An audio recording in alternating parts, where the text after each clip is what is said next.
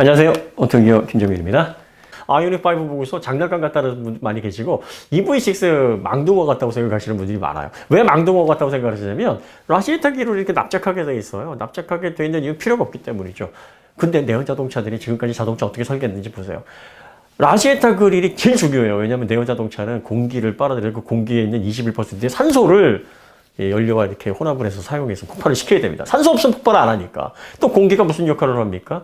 라시에타 그릴에서 냉각을 시키고 브레이크 냉각해주고 로터를요. 뭐 이런 다양한 용도로 공기를 많이 받아들여야 돼요. 그러다 보니까 드래그 코에피션트 한계가 있는 게 구멍을 뚫어놔야 돼요. 그래서 이거를 닫았다 열었다 하게 BMW가 그런 방식을 사용하는 이유도 바로 여기 있는 거고요.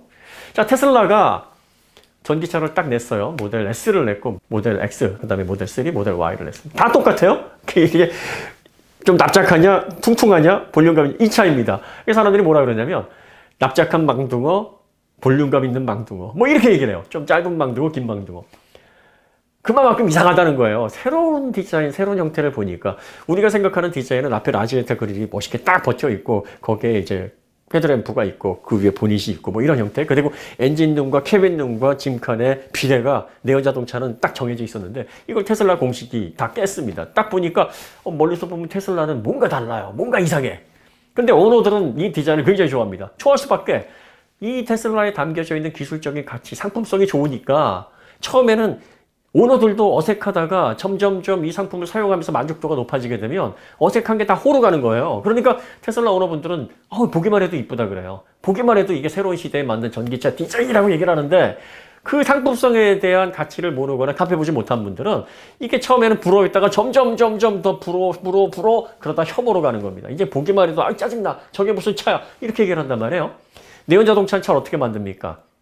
라지에이터 그릴 먼저 그려놔야 돼. 왜? 이건 없어지면 안 되는 거니까 점점 이걸 키우는 이유가 점점 공기 냉각이라든지 공기를 더 많이 출력이 높아지니까요. 다운사이징이 됐다 그래서 이 압축비도 높아지고 압축비 높아지면 공기가 더 많이 들어가야 되고 터보 차저가 있다고 해도 기본적으로 공기는 많이 들어가야 됩니다. 그러니까 라지에타 그릴이 없으면 안 되니까 이걸 어떻게 하면 멋있게 만들지 이 생각부터 한단 말이에요. 특히 BMW처럼 키드니 그릴, 이 라지에타 그릴이 상징성이면 이게 점점 막 멧돼지 콧구멍만큼 커지는, 그래서 존재감을 그걸로 이렇다 보니까 내연 자동차 디자이너들은 이 공식에서 벗어날 수가 없어요. 라지에타 그릴은 없으면 안 되니까 이거 먼저 그려놓고 그 다음에 프로포션을 가져간단 말이에요.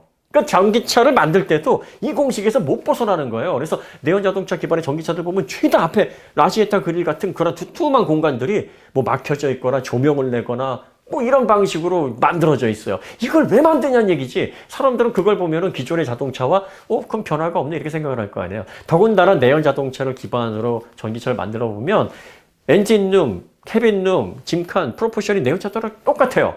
그러니까 뭔가 라지에타 그릴을 막아놓고 조명을 넣고 뭐 라이트로 터치를 해놓고 그 다음에 후미등 이런 요소들을 디테일하게 좀 강조를 해가지고 야 뭔가 고급스럽고 새로운데 라는 느낌은 좋지만 마치 호박에 줄 군 것처럼 그냥 그놈인 거예요.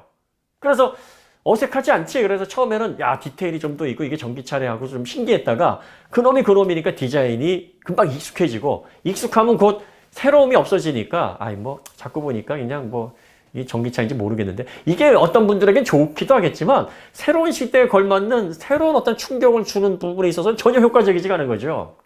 자, 아이폰이 처음 나왔을 때 호불호가 굉장히 많고 논란이 많았습니다.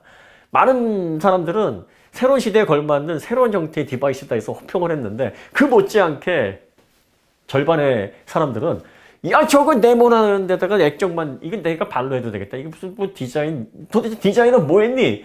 이런 판때기 같은 게 앞으로 스마트폰 통신 시장을 지배한다고? 그 이전에는 뭐 액정이 뭐 위로도 올라갔다 내려갔다 슬라이딩 됐다가 뭐 폴더로 열렸다가 뭐 스위블도 됐다가 안테나도 DMB 나갔다 들어갔다 캠코더 폰이라 그래가지고 카메라가 돌아가기도 하고 뭐 이런 형태를 통해서 다양하게 키보드도 쿼티 키보드라고 해서 물리적인 키보드 블랙베리 같은 보기만 해도 좀 다채로워 보이잖아요. 그러니까 야 이렇게 고급스러운 제품에 비하면 스마트폰 저거는 그냥 아무나 해도 저거 뭐 디자인이라고 할 수 있어. 마치 전기차 아무나 다 만들지 이런 얘기랑 똑같은 얘기 했었어요.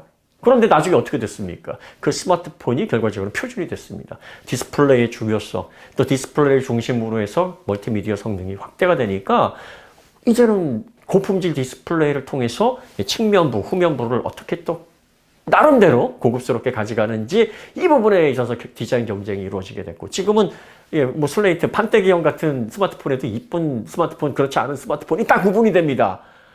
지금 자동차, 전기차도 그러한 시기예요. 딱! 기존의 내연 자동차로 130년 유지됐다가 전혀 다른 형태의 모빌리티, 다른 형태의 이동수단으로 진화를 하고 있습니다. 전기 자동차가 단순히 파워트레인만 바뀌는 거라고요? 천만의 말씀입니다. 이 파워트레인이 바뀌면 뭐가 더 바뀌어야 됩니까? 충전 인프라, 자동차를 이용하는 모든 시스템이 바뀌어야 돼요. 전력 수급을 해야 되잖아요. 그 발전소, 전력 생산, 이것부터 계산을 해야 되고요. 이제 주유소가 충전소로 바뀌어야 됩니다. 그리고 각 주택이라든지 아파트를 준공을 할 때, 신축을 할 때에도 전기차를 어떻게 고려를 해서 어떤 식으로 충전 인프라를 도시계획 자체가 바뀌는 거예요. 그러니까 자동차의 파워트레인만 바뀌는 게 아니라 우리가 거주하고 있는 거주, 그리고 또 그 거주를 뒷받침하는 각종 기관적인 시설, 그 기반 시설까지 모두 다 변화하는 겁니다.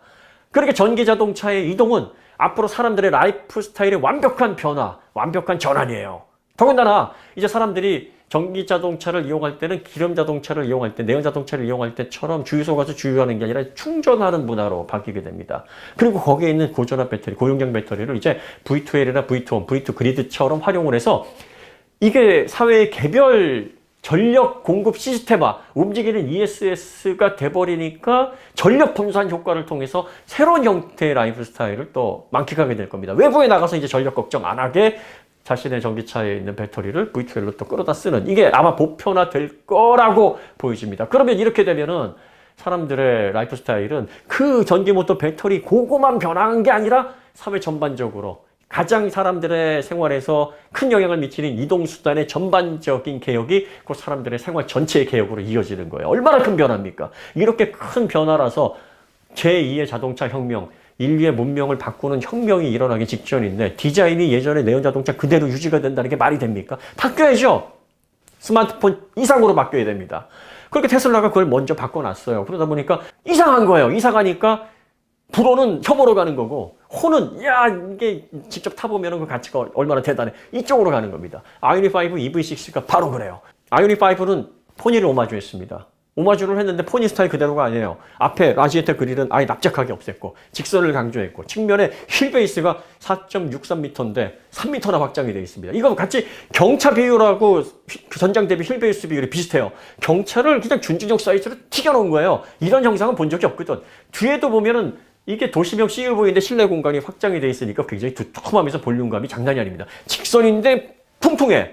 그러면서도 휠 베이스가 확장이 되어 있고 앞쪽은 또 얄쌍합니다. 전혀 새로운 형태예요. 이전에 봤던 형태가 아니에요. EV6는 여기에다가 둥글둥글하게 매끄러운 면으로 또 볼륨감을 살려놔서 뭔가 스포츠성, 그러면서도 날렵한 이미지를 줬어요. 그리고 후면부의 테일램프 형상이라든지 전면부의 헤드램프의 형상도 이전에 봤던 형태랑 다릅니다. 이것도 역시 망동어 스타일이라 불호가 많아요. EV6 보면은 망동어 같아가지고 진짜 이상하다 이런 의견들이 많은데 또 이 차를 통해서 이게 가치가 상당히 괜찮아. 가격 대비 새로운 기술들을 통해서 진짜 경험해보면 정말 좋은 기능들이 많아 하는 사람들은 처음에 어색함이 전부 다 호 쪽으로 이동해서 정말 디자인도 기가 막혀. 이런 쪽으로 이동을 해 있습니다.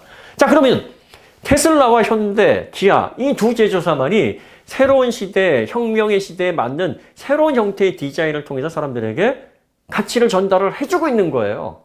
이게 호돈, 불호돈 사람들의 생각에 충격을 주고 새로운 어떤 생각의 전환의 시발점이 되는 그런 근거가 되는 겁니다. 촉매가 되는 거예요. 그러니까 자꾸 불호 쪽으로 언급하더라도 사람들이 관심을 갖게 되는 겁니다. 야, 그 디자인이 좀 이상해. 그 뭐 전기차라는데 이렇게 티를 낼 필요가 있어. 이렇게 한마디라도 더 나오게 되고, 호인 사람은 야, 새로운 시대에 저 정도 파격은 있어야지. 라고 언급이 되기도 하는 겁니다. 그런데 기존의 내연자동차들이 만들던 그런 전기차들은 필요도 없는 라지에타 그릴 그 공간에다가 거기다 조명을 또 넣어요.